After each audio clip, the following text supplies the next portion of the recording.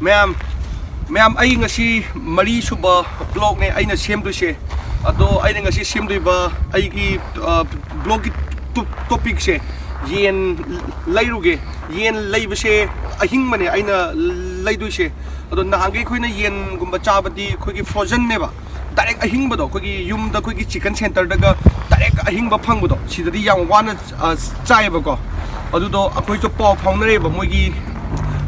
Russian imung amada paw phaunareba adusu online application dagi abito ko weba akoina phone number lawnaraga moida laona haire pung se hoji pung ahum tare pung hoji pung gai ma changdo male sidagi na mafam do khara lape aduga yen do khoina leirani adugi mogi mafam do khara khungang neba ko countryside sidagi city de khara hai thaba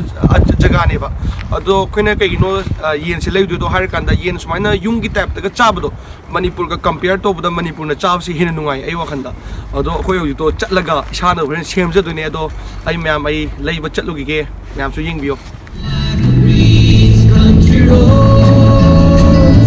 take me home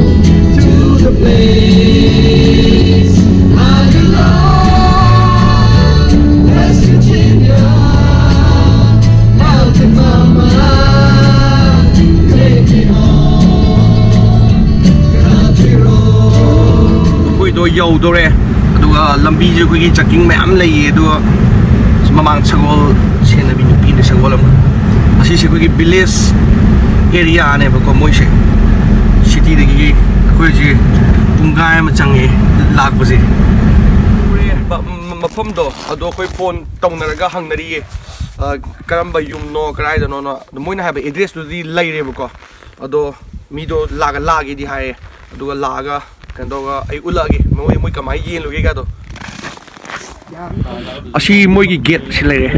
asi gi asi mustagi hanuba thoklani phone toy do hanuba ne ba khamba ado moi di khungang ni si yum ga se dum phasei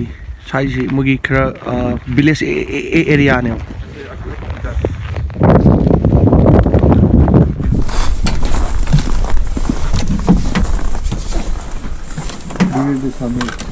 Haben wir schön? Ja.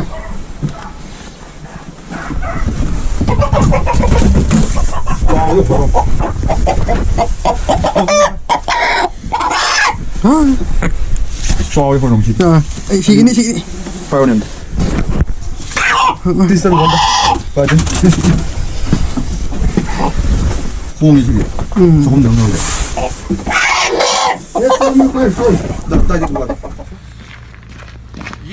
Yen kilo taruk tai yen ani ne Give pay mana. Padere. Mana give pay. Das bidania. Padere, que te quer? ja hapsal si